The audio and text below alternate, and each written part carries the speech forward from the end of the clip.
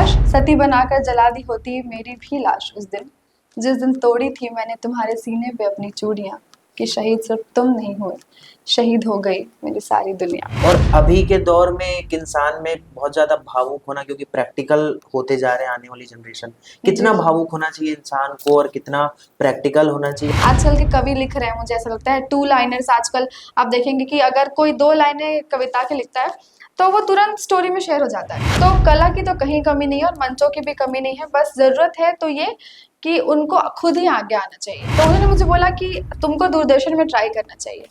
तो जस्ट मैंने सोचा कि हाँ ठीक है, कर लेते हैं एक बार, अगर बोल रहे हैं तो। मतलब मेरा कोई इंटरेस्ट नहीं था, तो मैंने बस ऐसे सोचा कि ठीक है, दे दूँगी। तो फिर मैंने इंटरव्यू दिया और फिर वो क्लियर भी हो गया। तो तब मुझे ऐसा लगा कि कुछ चीज़ें हम चुनते हैं और कुछ हमारे आसपास की चीज़ें हमारी डेस्टिनी हमारे लिए चूज़ करती नियति। है।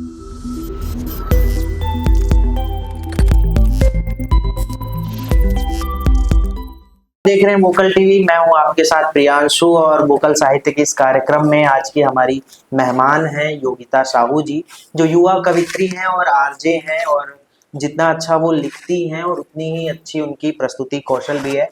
तो योगिता जी, बहुत बहुत स्वागत है आपका हमारे वोकल टीवी में। जी बहुत-बहुत धन्यवाद और बहुत-बहुत धन्यवाद मुझे यहाँ पे आमंत्रित करने के लिए। और मैं ये जानना चाहता हूँ कि साहित्य में रुचि कहाँ से पैदा हुई और किस तरीके से बचपन रहा, कुछ अपने बारे में बताइए विस्तार से। और जहाँ तक बात है कि साहित्य में मेरी रुचि कहाँ से जागृत हुई, तो इसके पीछे ये है कि जब मैं छोटी थी तो मेरे पापा जो हैं वो हमेशा कवि सम्मेलन में जाया करते थे।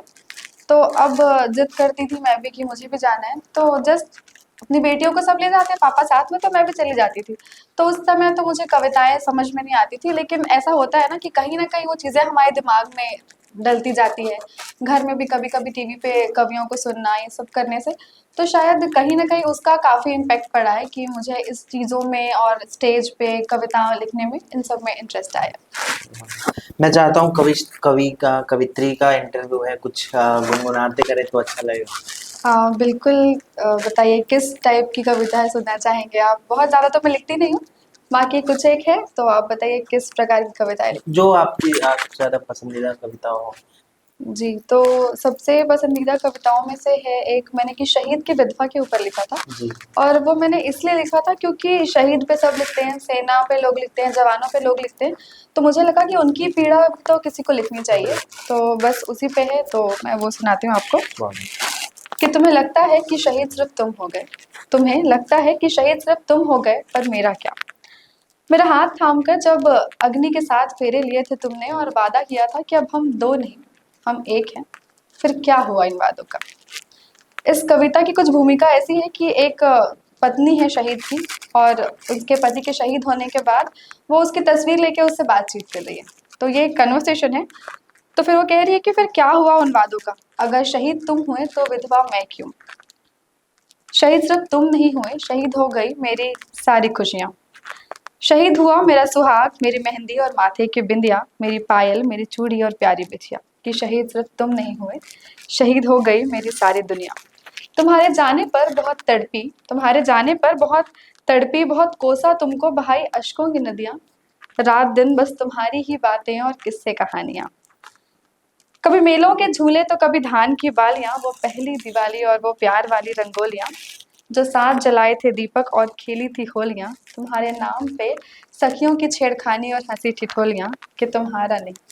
कि तुम्हारा नहीं वो सीना मेरा था जिस पर खाई तुमने गोलियाँ। कि शहीद सिर्फ तुम नहीं हुए, शहीद हो गई मेरी सारी दुनिया। तुम्हारी शहादत पर तुम्हें मिले इनाम, तमगे और सलामियाँ। जब भी कोई शहीद होता है उनको बहुत सारे पुरस्कार दिए जाते हैं, मेडल्स दिए जाते हैं। तो तुम्हारी शहादत पर तुम्हें मिले इनाम, तमगे और सलामियाँ, फिर क्यों मेरे हिस्से कालिख और बदनामियाँ। काश काश सती बनाकर जला दी होती मेरी भी लाश उस दिन, जिस दिन तोड़ी थी मैंने तुम्हारे सीने पे अपनी चूड़ियाँ। कि शहीद सिर्फ तुम नहीं हुए, शहीद हो गई मेरी सारी दुनिया। हाँ, पर मैं ना घबराई। शहीद की पत्नी है, उनको विवाह से पहले ही पता होता है कि कभी ना कभी हमको ये दिन तो फेस करना पड़ेगा, तो जिगर तो उनका शेरनी का होता है। तो हाँ, पर मैं ना घबराई, ना छोड़ी अपनी रवानियाँ, हमारे बच्चों को सुना रखी है तुम्हारी सारी कहानियाँ। बच्चे कहते हैं मकसद मिला जीने का हमें, नया ख्वाब मिल गया, मैं भी बनूंगा पापा सा, ये जुनून सांसों में घुल गया। छटेंगे दुख के बादल और बरसेंगी फिर से खुशियां, फिर से सजेंगे दीपक और सजेंगी रंगोलियां, खुशियों से भरा आंगन और इनकलाब की बोलियां और इनकलाब की क्या बोलियां। बात, क्या बात, एकदम मार्मिक है बहुत ये कविता। जी और जो कहते हैं कि जो कवि होता है या कवित्री होती है, जी वो जब लिखने की आप में प्रवृत्ति होती है तो आप किसी भी विषय पर लिख सकते हैं। जी जी। तो आप युवा भी हैं, प्रेम को लेके क्या आपकी जो है धारणा है, या क्या समझती हैं कि प्रेम जो है उसकी क्या परिभाषा है आपके नजरिए से? प्रेम की भाषा मेरे नज़रिए में है कि प्रेम जितना सरल हो वो उतना खास होता है। मतलब अगर मुझसे पूछे कि आप कैसा प्रेम करना चाहेंगे, तो एक बहुत आम सी ज़िंदगी मैं जीना चाहूँगी किसी के साथ, और वो मुझे लगता है कि मेरे लिए बहुत खास होगा वो चीज़, कि मैं किसी के साथ बहुत नॉर्मल सी लाइफ स्पेंड करूँ बस। हमारे दर्शकों के लिए कुछ प्रेम पे आप सुना देंगे? प्रेम पे, ठीक है, प्रेम पे अब क्योंकि मैं अनमैरिड हूँ और बहुत सारी लड़कियों की ख्वाहिश होती है कि कैसा उनको पति चाहिए होता है, कैसा जीवन साथी चाहिए होता है। तो यही है कि एक लड़की जब सोचती है कि कैसे उसका जीवन साथी होना चाहिए, क्या-क्या उनमें खूबियाँ होनी चाहिए, तो छोटी-सी लिस्ट है मेरी जी। कि लाखों की भीड़ में भी बिन घबराए तुम थाम सको अगर हाथ मेरा, तो पिया तुम चले आना। न बंधन में मैं कभी बांधूंगी तुमको, न बंधन में मैं कभी बांधूंगी तुमको, न मेरे परों को तुम काटना, ऐसी आज़ादी इस चिड़िया को दे पाओ अगर, तो पिया तुम चले आना। न तुम्हारी कमाई, न तुम्हारी कमाई, न चाहिए सारा वक्त तुम्हारा, न तुम्हारी कमाई, न चाहिए तुम्हारा, न चाहिए सारा वक्त तुम्हारा, बस दे सको अगर अपना सारा प्यार मुझे, तो पिया तुम चले आना। बहुत जी ली समझदारी की ज़िंदगी मैंने। क्या होता है कि हम अपनी सोशल लाइफ में, प्रोफेशनल लाइफ में और बहुत सारी जगह हम समझदार बन-बन के थक चुके होते हैं। तो हमको एक ऐसा स्पेस चाहिए होता है जहाँ पे हम बहुत अपने आप को जैसे हैं वैसे प्रेज़ेंट करें। तो बहुत जी ली समझदारी की ज़िंदगी मैंने, मुझे समझ सको नादान गुड़िया अगर, तो पिया तुम चले आना। जो थक जाओ तुम कभी तो अपनी गोद में तुम्हारा सर रख लूँगी मैं। जो थक जाओ तुम कभी तो अपनी गोद में तुम्हारा सर रख लूँगी मैं, दे पाओ प्यार की थपकी अगर, तो पिया तुम चले आना। वो ज़िम्मेदारियों से भरा घर, वो ज़िम्मेदारियों से भरा घर ना मेरा ना तुम्हारा हो। वो ज़िम्मेदारियों से भरा घर ना मेरा ना तुम्हारा हो, कह सको अगर घर हमारा उसे, तो पिया तुम चले आना। जिस्म में उलझने वाले तो सारे ही हैं ज़माने में, जिस्म में उलझने वाले तो सारे ही हैं ज़माने में, जो खो सको मेरी आँखों में सारी रात अगर, तो पिया तुम चले आना, तो पिया तुम चले आना। क्या बात है, बहुत सुंदर आपने लिखा है। पर योगिता जी, अभी जिस जनरेशन में हम हैं, जी, वहाँ टिंडर और हैपन के दौर में है, और मतलब प्रेम अब की परिभाषाएं कहीं ना कहीं बदल रही है।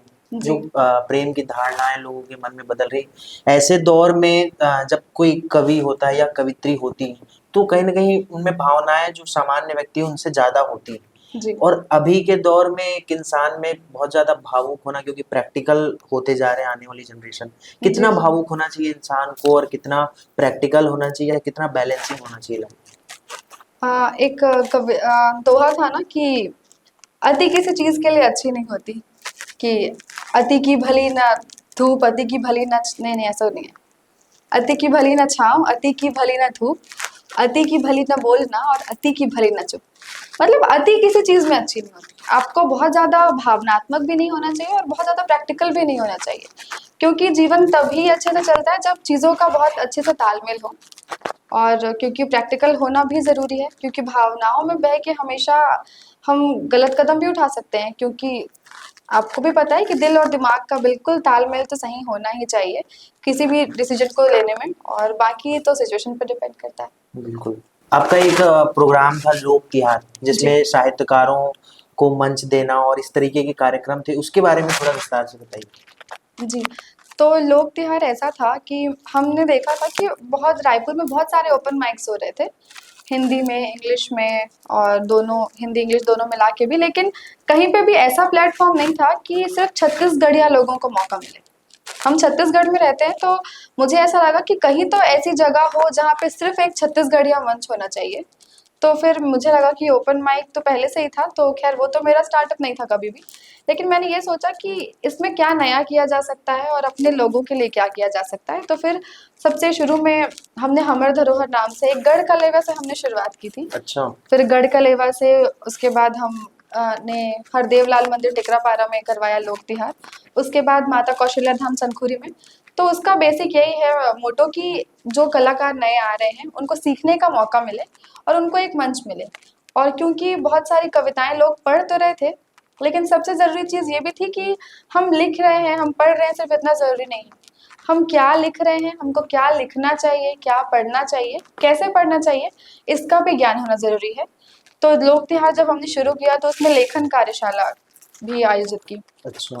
जिसके माध्यम से जो वरिष्ठ कवि हैं जैसे कि मीर दादा हैं, तो उन्होंने लेखन कार्यशाला में लोगों को सिखाया कि आप ऐसे कविता लिख सकते हैं, सरल शब्दों में कविता लिख सकते हैं। तो इस प्रकार से वो युवाओं के लिए ये था कि उनको सीखने का एक मौका मिल रहा था। तो मेरा मोटिव यही था कि हम संस्कृति को अपनाएं तो संस्कृति का संवर्धन तो करें, लेकिन जिस उसकी जो पुरानी एसेंस है, जो उसकी महक है, माटी की खुशबू, उसके साथ करें। और बस वही कि नए और पुराने दौर का समावेश होना चाहिए। क्या बात है। बहुत अच्छी पहल है। मेरा एक सवाल था, मेरा ये निजी प्रश्न है कि जो ओपन माइक्स हो रहे हैं अभी, जो जी। ट्रेंडिंग में है, स्टैंड अप कॉमेडी, कॉमिक्स आ रहे हैं, पोएट्री, लेकिन जैसे कोई नया लिखने वाला है, उसको अगर मंच की जरूरत है तो उसको पैसे देने पड़ रहे हैं। ओपन माइक्स में 200, 250, 300 रजिस्ट्रेशन फीस है। वहीं अगर कोई मंझा हुआ है, कोई कवि सम्मेलन में जा रहा है तो उसको पैसे पैसे मिल मिल रहे रहे हैं। हैं। तो जी। ये दोनों विरोधाभास है इसमें कि जो नया है उसको अगर मंच नहीं है उसके पास तो वो पैसे दे के कविता पढ़ेगा तभी वो पॉपुलर हो सकता है। इसके पीछे क्या लगता है? खैर इस विरोधाभास से तो मैं दूर हूँ। हमने जब भी ऑर्गेनाइज किया है हमने फ्री ऑफ कॉस्ट रखा है। हमने ऐसा कभी भी नहीं रखा है कि आपको एंट्री फीस देनी पड़ेगी। और बाकी ये तो है कि सीधी सी बात है, जब किसी भी ऑफिस में आप इंटर्न देखेंगे तो इंटर्न्स के लिए तो ऐसा रहता है ना, उनको सिखाया जाता है। पैसे ले। पैसे दे, हाँ, पैसे लेके नहीं तो आप उसको उनको पे भी तो नहीं करते। जैसे कोई इंटर्न रखते हैं हम लोग, तो शुरू में यही होता है कि उनको भी सीखना होता है और आपको सिखाना होता है। और बाकी रही बात पेमेंट की, तो ये भी चीज़ें हैं कि या तो कोई बहुत बड़ा आदमी करता है इसको, जिसके पास पूंजी है, तो उनको सच में आगे आना चाहिए और उनको मंच देना चाहिए और फ्री में ऑर्गेनाइज करना चाहिए। क्योंकि अगर युवा वर्ग कर रहे हैं तो एटलीस्ट वो इनिशिएटिव तो ले रहे हैं कि हम करवा रहे हैं, मौका मिल रहा है मंच देने का। तो उनकी जो जो खर्च है, उनकी फोटोग्राफी हॉल ये वो, तो वो कहाँ से मैनेज करेंगे। तो बस इसीलिए मुझे ऐसा लगता है कि आजकल जो ये 200-300 रुपये भी लिया जाता है, तो उसके पीछे यही रहता है कि उनको अरेंजमेंट्स में आप कभी, मैंने बहुत सारे ओपन माइक्स देखे हैं, तो आपको लगेगा अभी जब आप ओपन माइक में जाएंगे कि जितना आपने पे किया उससे ज़्यादा ही आपको मिलेगा। और बाकी आप अपने फील्ड में अगर मन जाते हैं, आपको एक्सपीरियंस हो जाता है, तो बिल्कुल वो तो पे करते ही हैं फिर कवि सम्मेलनों में। जी, आगे बढ़ते हैं। जी। जो युवा कवि हैं अभी जो ट्रेंडिंग में है, चाहे रील्स में हो, आपके कौन फेवरेट है या जिनको आप सबसे ज्यादा सुनती हैं जो अभी यंगस्टर्स? यंगस्टर्स में तो ऐसे मुझे सच में कुछ याद नहीं कि मैं किन्हीं को सुनती हूँ। मैं लगभग बहुत सारे लोगों को ही सुनती हूँ, लेकिन अगर बात करी जाए तो मैं रहबर अंजुम जी को सुनती हूँ। अच्छा। पुरानी कवि हैं, काफ़ी हम्म। पुरानी, तो मुझे वो अच्छी लगती हैं। सबीना जी मुझे बहुत पसंद है। तो मुझे खैर सजेस्ट किया गया था कि आप इनको सुनिए। और युवा कवियों में अभी मेरे एक फेवरेट कवि हैं इरफान खान। तो इरफान भैया की कविताएं मुझे बहुत अच्छी लगती हैं। और भी बहुत सारे कवि हैं। और जब हमने साहित्य महोत्सव में अभी हम थे, तो उस राष्ट्रीय किताब मेला जब था, तो उसमें भी बहुत सारे गेस्ट आए थे और तब बहुत लोगों को सुनने का मौका मिला था। तो ऐसा फेवरेट तो मैं आपको नहीं बता पाऊंगी, लेकिन सच में मुझे इरफान भैया की कविताएं बहुत ज़्यादा अच्छी लगती आप कवि सम्मेलन में भी जाती हैं? हैं। नहीं। नहीं, मतलब ऐसा सोचा है नहीं जाने का या मंचों की कमी या बुलावा नहीं आया या जाना नहीं चाहती? नहीं, मैं अपने आप को वहाँ पाती नहीं कि मैं कविताएं वहाँ जाके पढ़ सकूँ, तो मैं नहीं जाती। आप होस्ट भी करती हैं दूरदर्शन में। जी। आप जैसे जो कवियों की जो इंटरव्यू लेती हैं या तमाम जो इंटरव्यूज लेते हैं आप, जी। तो अ, हर आदमी जो है अभी अपने जो इमोशंस है अपने आप को दबा के रखना चाहता है, जी। तो उसको किस तरीके से सामने वाले को मतलब आप कंफर्टेबल फील कराएंगे कि आप, क्योंकि जो कहते हैं कि कवियों के पास एक जादू होता है कि सामने वाला खुल जाता है, अपनी भावनाएं वो व्यक्त करने लगता है, जी, जी। कितना सहमत है आप इस बात से? बिल्कुल मतलब बात करने का तरीका बहुत ज़्यादा अहम भूमिका निभाता है कि आप जितनी सरलता से बात करेंगे ना, मतलब जैसे इंटरव्यू इंटरव्यू नहीं लगना चाहिए। सबसे पहली बात तो आपके सामने वो खुल के तभी बात कर पाएंगे जब आपको वो नॉर्मल डिस्कशन लगे, बातचीत की। हाँ, हमारे दोस्त हैं, तो जैसे कि मैं अभी आपसे बैठकर बात कर रही हूँ कि हाँ, प्रियांशु जी हमारे मित्र हैं, तो बस हम चर्चा कर रहे हैं एक। तो कभी भी इंटरव्यू इंटरव्यू नहीं होके एक चर्चा लगनी चाहिए कि हाँ, हम नॉर्मल बातचीत कर रहे हैं बस। तो मुझे ऐसा लगता है कि जब हम किसी अपने दोस्त से बात करते हैं तो बहुत कंफर्टेबल होके बात करते हैं। तो सीधी सी बात है कि अगर उनको गेस्ट फील ना करा के हम अपना दोस्त फील कराएं। दोस्त फील करें, बिल्कुल। जी। आगे चलते हैं। जैसे जो यूथ हैं जो जितने लिख रहे हैं वो मतलब जो प्रेम पे लिखने वाले लोग हैं उनके बारे में ये एक इल्यूजन बना हुआ है कि इनका दिल टूटा है या ऐसा है, तमाम तरीके की बातें की जाती है। और जी। वही जो सामाजिक सरोकार विषयों पर लिखे हैं उनको एक अलग तबके में रखा जाता है कि ये तो आंदोलनकारी हैं। जी। और जो उसमें भी लिख रहे हैं उनमें भी अलग अलग वर्ग में बांट दिया गया है, ये इस पार्टी के फेवर में या इस पार्टी की वर्गीकरण हो गया है जो कवियों का या जो लिखने वाले राइटर्स हैं उनका। जी। आपको क्या लगता है कि राइटर सच में बढ़ गए हैं या उनको ऐसा शो किया जाता है कि ये इसके फेवर में है या ये उसके फेवर में? मुझे ऐसा लगता है कि किसी भी राइटर का एक निश्चित रूप से ना एक टेस्ट होता है लिखने का। मतलब वैसे तो डाइवर्सिटी होनी चाहिए एक राइटर के अंदर कि वो अपने आसपास होने वाली चीज़ों पे अगर उन्हें प्रेम दिख रहा है तो वो प्रेम पे लिखें। अगर उन्हें कोई तकलीफ दिख रही, कोई वेदना दिख रही तो उन पे लिखें, क्योंकि कविता का कवि का काम ही है कि समाज में जो चीज़ें हो रही हैं उसको अपनी कविताओं के माध्यम से, अपनी बातों के माध्यम से पहुंचाना। लेकिन ये वर्गीकरण मुझे लगता नहीं है कि ऐसा किया जाना चाहिए, क्योंकि बहुत सारे जगहों पे हम देख रहे हैं कि एक ही इंसान बहुत अच्छी सोशल कविताएं भी लिख रहा है और प्रेम पे भी कविताएं लिख रहा है। जी।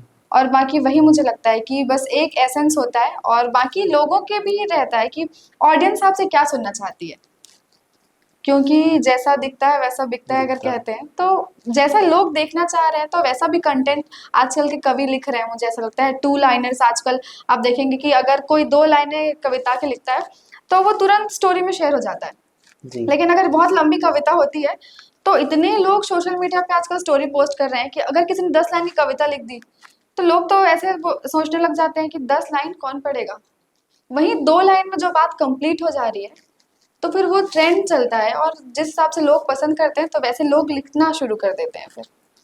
अब कवि की जब बात होती है या लिखने वालों की तो दो तरह के होते हैं, ऐसा मेरी जहाँ तक जानकारी है कि एक आप बीती को जग बीती बनाने वाला और दूसरा जग बीती को आप बीती बनाने वाला। जी। तो कौन सी कविताएं लिखना कठिन होती है कि अपनी दास्तां दुनिया को सुनाना या दुनिया के दर्द को महसूस करके उस पर लिखना, कौन सा सबसे कठिन होता है? ये तो व्यक्ति विशेष पे शायद निर्भर। निर्भर करता है, क्योंकि बहुत सारे लोग होते हैं जो अपने आप को ओपनली प्रेजेंट नहीं कर पाते, जी। तो उनके लिए आप बीती लिखना बहुत बड़ी बात हो जाती है। वहीं दूसरे लोग होते हैं जो दूसरों का दर्द समझ के, दूसरों की भावनाओं को समझ के लिखते हैं। तो आप बीती पे लिखना या जग बीती पे लिखना, ये दोनों ही अलग अलग चीजें हैं और व्यक्ति विशेष पे निर्भर करता है, क्योंकि कुछ लोग होते हैं जो अपने आप को प्रेजेंट नहीं करना चाहते। कि जैसे कि मान लीजिए कोई किसी से प्रेम करता है जी। लेकिन उनको जग जाहिर नहीं करना है। लोग अपना प्रेम छुपा के रखना चाहते हैं, अपनी वेदना छुपा के रखते हैं, क्योंकि बहुत एक लाइन है कि लोग तो हाथ में नमक लेके खड़े हैं। तो अपने आप को दिखा देना, शो कर देना भी बहुत बड़ी बात है आजकल के टाइम पे, क्योंकि आप देख रहे हैं कि एक छोटी सी बात किसी की उठती नहीं है और वो सोशल मीडिया पे वायरल होने लग जाती है और उसको लोग अलग तरीके से लेने लग जाते हैं। तो ऐसे में लोग बहुत बचते हैं और आप बीती को फिर प्रेजेंट करना मुश्किल हो जाता है। लिखना तो मुश्किल नहीं है, लेकिन लोगों तक उसको वैसा प्रेजेंट करना मुश्किल है। अ, जैसे जो कविताएं लिख रही हैं या महिलाएं लिख रही हैं या फिर जो लड़कियां लिख रही हैं नए दौर में, उन लोगों के लिए कितनी बड़ी चुनौती है अपने आप को बड़े मंचों पे ले जाके खड़े करना या ऐसे स्टेजेस में खड़े करना जहाँ जो कंसर्ट में आजकल तब्दील हो रहे हैं, क्या लगता है? क्योंकि मंचों पे देखते हैं अगर 6 कवि हैं तो एक कवित्री है, तो ये क्या महिलाओं में लिखने की प्रवृत्ति कम है, या वो कवि सम्मेलन या मंचों पे आना नहीं चाहती? ना तो ऐसा है कि महिलाओं में लिखने की प्रवृत्ति कम है और ना ही ऐसी बात है कि वो मंचों पे आना नहीं चाहती। लेकिन महिलाओं के लिए आप अभी तक कितनी भी महिला सशक्तिकरण की बात कर लें, लेकिन बहुत तरीके से महिलाएं या तो अपने लिए खुद स्टैंड नहीं लेती हैं, या अगर वो लेना चाहें तो चार लोग क्या कहेंगे के डर से वो स्टैंड ले नहीं पाती, या चार लोग लेने नहीं देते उनको। तो मुझे लगता है कि मंचों की कमी नहीं है, उनके अंदर उनकी कला की कमी नहीं है, बस कमी है तो ये है कि उनके अंदर सेल्फ कॉन्फिडेंस नहीं है, उनको अपने लिए स्टैंड लेना आना चाहिए। क्योंकि बहुत लोग कविताएं लिखते हैं, आप फोन में सोशल मीडिया पे आजकल तो मुझे ऐसा लगता है हर दूसरा तीसरा व्यक्ति कविताएं लिखने के शौक रखता है, और नहीं तो तुकबंदी तो करते ही है। तो कला की तो कहीं कमी नहीं है और मंचों की भी कमी नहीं है, बस जरूरत है तो ये कि उनको खुद ही आगे आना चाहिए। जब तक आप अपने आप को प्रेजेंट नहीं करेंगे कि हाँ मुझ में ये कला है, मुझ में ये काबिलियत है, तो लोगों को पता कैसे चलेगा। तो अपने लिए स्टैंड लेना बहुत जरूरी है। योगिता जी, मैं आपका फेसबुक प्रोफाइल देख रहा था, उसमें फ्री हग्स करके एक पोस्ट था आपका, जी वो मैंने पूरी पढ़ी। थोड़ा सा बताएंगे हमारे दर्शकों को ये क्या है, और ये जरूरी भी है ऐसा मुझे लगा पढ़ के। जी। तो फ्री हग्स में ऐसा था कि आपने मरीन ड्राइव आप गए होंगे, या फिर बहुत जगह हम देखते भी हैं कि कुछ टेडी बियर्स बने रहते हैं, या फिर कुछ लोग रहते हैं वो ऐसे बोर्ड लेके खड़े होते हैं फ्री हग्स। मतलब वो लोग ऐसे होते हैं जो प्यार बांटने निकलते हैं। जी। तो मैंने उस पे ये इसलिए लिखा था क्योंकि मुझे इस चीज़ से तकलीफ हुई कि प्यार ढूंढने आपको सड़क पे जाना पड़ रहा है, क्योंकि आपके घर में लोग हैं। आप क्योंकि पहले के ज़माने में तो फ्री हग जैसा कोई कॉन्सेप्ट ही नहीं था। लेकिन ऐसी बात भी नहीं है कि पहले के ज़माने में लोगों को परेशानियां नहीं थी। परेशानियां तब भी थी और परेशानियां अब भी है, बस थोड़ा सा स्वरूप बदलता है हर किसी चीज़ का, जी। और उसको टेकल करने का तरीका बदल जाता है। तो जहाँ पहले हम अपने घर में सॉल्यूशन ढूंढते थे, तो आज हम अपने घर में अपने आप को एक्सप्रेस नहीं कर पा रहे हैं। हमको लगता है कि कोई दूसरा हमको जज नहीं करेगा और हमारे घर वाले हमको जज कर लेंगे। इसीलिए हम अपने मन की बातों को अपने पेरेंट्स को बताने से, अपने भाई बहनों को बताने से झिझकते हैं, लेकिन किसी बाहर वाले को बता देते हैं। तो मुझे ये बहुत बुरा लगता है कि आपके घर में क्या हो रहा है, आपके बच्चों के साथ, आपके मम्मी पापा के साथ क्या हो रहा है, वो आपको पता नहीं है, और आप बाहर प्यार ढूंढ रहे हैं, प्यार बांट रहे हैं। तो अपनों से ज्यादा, मम्मी पापा से ज्यादा, भाई बहन से ज्यादा मुझे लगता नहीं कि आपको कोई समझ सकता है, क्योंकि आपका बचपन उनके साथ बीता है, उन्होंने आपको बड़ा किया है। आपको बोलना नहीं आता था तब वो आपकी प्रॉब्लम समझ जाते थे, तो आप अगर बोल कर उनको समझाएंगे तो बिल्कुल वो समझेंगे आपकी प्रॉब्लम। तो मुझे बस यही लगता है कि अब इस चीज़ की कमी हो गई कि अपने घर में अपनों के साथ, अपने दोस्तों के साथ कहीं ना कहीं प्यार में और इन चीज़ों में कमी आ गई है, जिसकी वजह से हमको ऐसा कॉन्सेप्ट लाना पड़ रहा है। क्या लगता है आपको, क्या कारण हो सकता है, और इसके कैसे इसको सुधारा जा सकता है? इसका एक जैसे कि मोबाइल या फिर सोशल मीडिया ना, इसका एक बहुत बड़ा रीज़न है। पहले क्या होता था कि हमारे पास फ़ोन नहीं था, हमारे पास आजकल कुछ भी नहीं है ना, कोई दोस्त नहीं है, अगर मान लीजिए घर में कोई नहीं है तो हमको बोर नहीं लगेगा। हम अपना फ़ोन निकालेंगे, इंस्टा स्क्रॉल करने लग जाएंगे, यूट्यूब पे वीडियोस देखने लग जाएंगे। लेकिन जब फ़ोन नहीं था ना, तो क्या था, लोगों के पास फ़ोन नहीं है और कुछ नहीं है, तो लोग किताबें पढ़ते थे, लोग पंचायत में बैठ के बात करते थे, लोग अपने घरों में बात करते थे। लेकिन आजकल खाने की टेबल पे भी फ़ोन चला रहे हैं। तो बताइए, कम्युनिकेशन तो आपका टूट गया है ना। बिल्कुल। तो ये एक बहुत बड़ा रीज़न है। मेरा एक सवाल और है योगिता जी, जो अभी जैसे जो बच्चे कहते हैं कि हमें फैमिली सपोर्ट नहीं मिला, जब आप अपने कैरियर में आगे बढ़ रही थी तो कितना सपोर्ट मिला फैमिली का, और कितना कुछ जूझना पड़ा, क्योंकि लड़कियों को अक्सर कोई चीज़ के लिए जो है बहुत जूझना पड़ता है लड़कों के कंपेयर में। आपके घर में कैसा माहौल था? सबसे पहली बात तो ये कि शुरू में मैं थोड़ी सी पढ़ने लिखने वाली थी, और पढ़ने लिखने वाली ही थी, और बाकी art work, painting, drawing, dance, ये सब थोड़ा बहुत करती थी। लेकिन कोविड जो एक समय था, वो बहुत सारे लोगों के लिए टर्निंग पॉइंट था। किन्हीं लोगों के लिए बहुत अच्छे वे में, तो किन्हीं लोग के लिए बहुत ड्रास्टिक वे में, कि उनसे उनका घर छिन गया, उनसे अपने छिन गए। तो कोविड के टाइम में मैं जैसे बोला कि हमारे पास क्या ही था, फ़ोन थे, हमारे घर वाले थे। तो उस टाइम पे बस ये ऐसा हुआ कि फ़ोन पे ना उस टाइम लाइव शुरू हुआ था, इंस्टा लाइव शुरू हुआ था। फेसबुक तो पहले से था, तो इंस्टा लाइव शुरू हुआ, तो उस समय मैंने उसमें ना लाइव सेशन लेना शुरू किया लोगों से, कि कोई अगर फेमस आर्टिस्ट है तो क्यों है, कैसे उनकी जर्नी रही है। तो इस पे बातचीत करने के लिए हमने शुरू किया था इंस्टा लाइव। तो शुरू शुरू में ना मुझे भी डांट पड़ने लगी थी कि क्या फ़ोन पे लगे रहना, ये सब फ़ोन से ही फ़ोन से। तो मैं सुन लेती थी, उसके बाद इस फ़ोन से ही मतलब मुझे डॉक्टर अनुराधा दुबे मैम हैं, तो उन्होंने मुझे बोला कि तुमको दूरदर्शन में ट्राई करना चाहिए। तो जस्ट मैंने सोचा कि हाँ ठीक है, कर लेते हैं एक बार, अगर बोल रहे हैं तो। मतलब मेरा कोई इंटरेस्ट नहीं था, तो मैंने बस ऐसे सोचा कि ठीक है, दे दूँगी। तो फिर मैंने इंटरव्यू दिया और फिर वो क्लियर भी हो गया। तो तब मुझे ऐसा लगा कि कुछ चीज़ें हम चुनते हैं और कुछ हमारे आस-पास की चीज़ें हमारी डेस्टिनी हमारे लिए चूज़ करती नियति है, तय करती नीति तय करती है। तो फिर ये वहाँ से था और फैमिली सपोर्ट की वजह से ही मैं आज यहाँ पे बैठ पाई हूँ आपके सामने।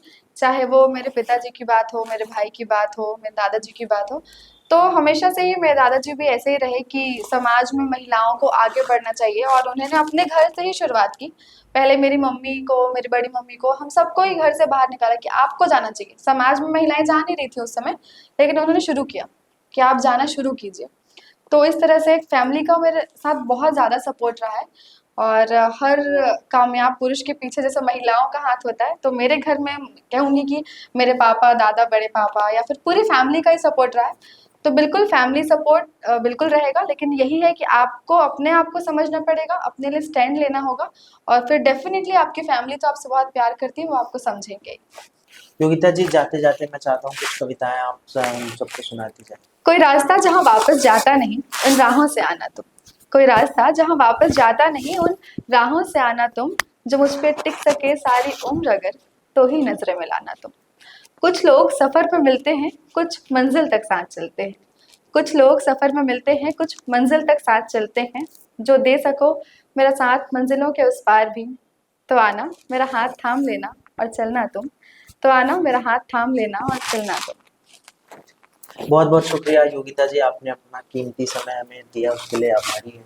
जी, बहुत-बहुत धन्यवाद कि आपने मुझे इनवाइट किया और बहुत अच्छा लगा आपसे बातचीत करके और जैसा मैंने कहा था कि इंटरव्यू नहीं लगना चाहिए, तो बिल्कुल मुझे नहीं लगा और बहुत अच्छा लगा। आपकी पूरी टीम को थैंक यू। Thank you.